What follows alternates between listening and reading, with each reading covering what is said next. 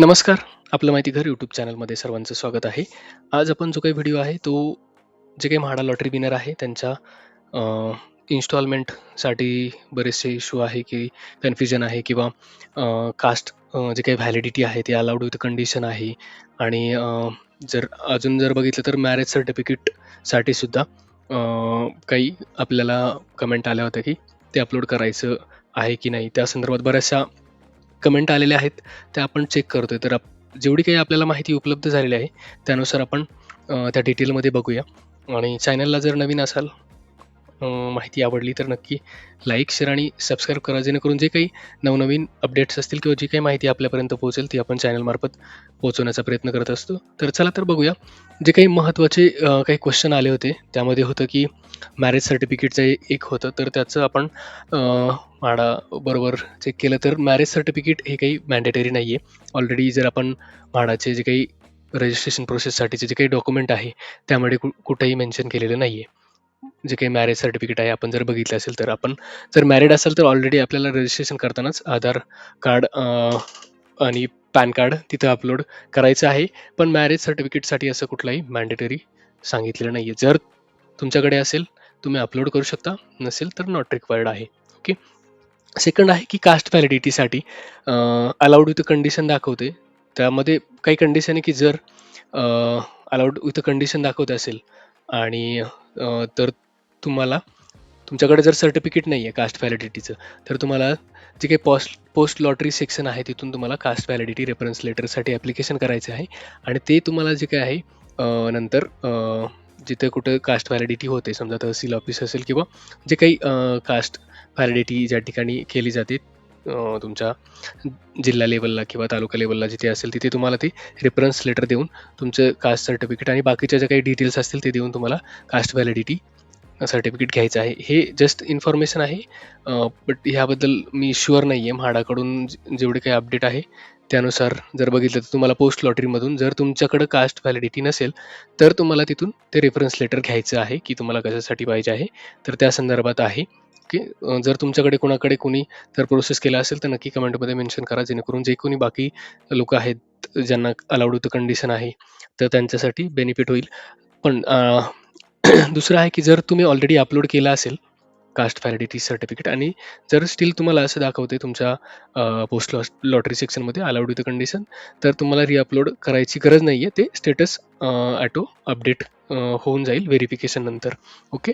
जर तुम्ही ऑलरेडी केलेलं आहे तर परत अपलोड करायची गरज नाही आहे. फक्त ह्या कंडिशनमध्ये तुम्हाला ते रेफरन्स लेटरसाठी ॲप्लाय करायचं आहे आणि ते तुम्हाला कास्ट व्हॅलिडिटी साठी यूज होणार आहे जर तुम्हाला काढायची असेल तर.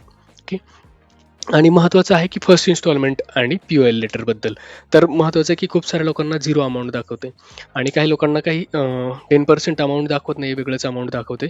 तर जे काय आहे पहिलं इन्स्टॉलमेंट जर तुम्ही जे काही अमाउंट आले असेल 10% जरी नसेल आणि तुम्ही जर पेड केलं असेल तर तुम्हाला ते जे काय आहे प्रोव्हिजनल ऑफर लेटर लवकरात लवकर मिळून जाईल.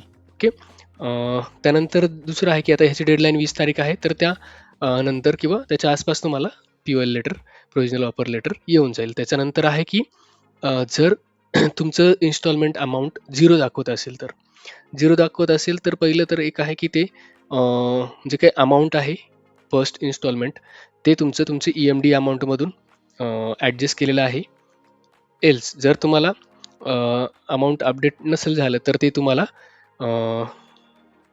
पी-ओ-एल लेटर जनरेट होईपर्यंत तुमचं अपडेट होऊ शकतं. ओके.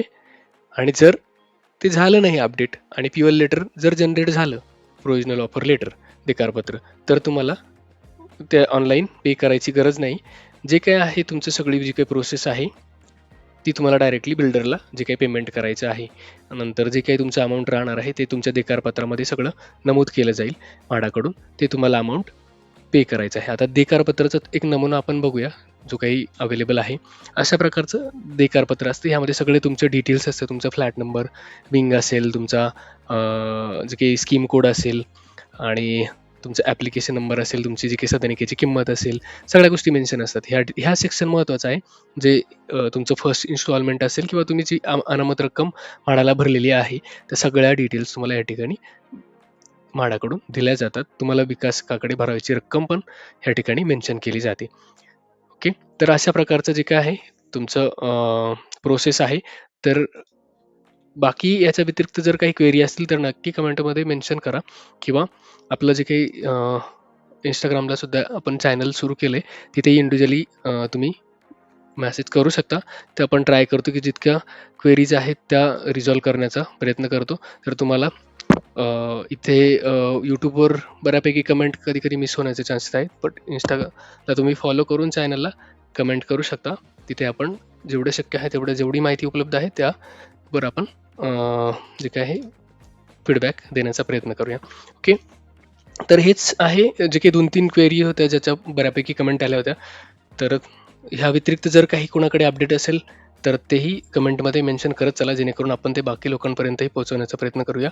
आणि शक्य असेल जर तुमच्या क्वेरींचं जे काय समाधान जर आपल्या व्हिडिओमध्ये झालं नाही, तर एक वेळ म्हाडाला व्हिजिट करा किंवा म्हाडाचं जे काही टोल फ्री नंबर आहे तिथे कॉल करून तुम्ही तिथेही तुमचं जे काही आहे क्वेरी रिझॉल्व्ह करून घेऊ शकता. तर धन्यवाद. व्हिडिओ आवडला तर नक्की चॅनलला लाईक, शेअर आणि सबस्क्राईब करा आणि बेल आयकॉन दाबायला विसरू नका, जेणेकरून जे काही रेग्युलर अपडेट्स आहे ते तुमच्यापर्यंत वेळोवेळी पोहोचले जातील. Thank you.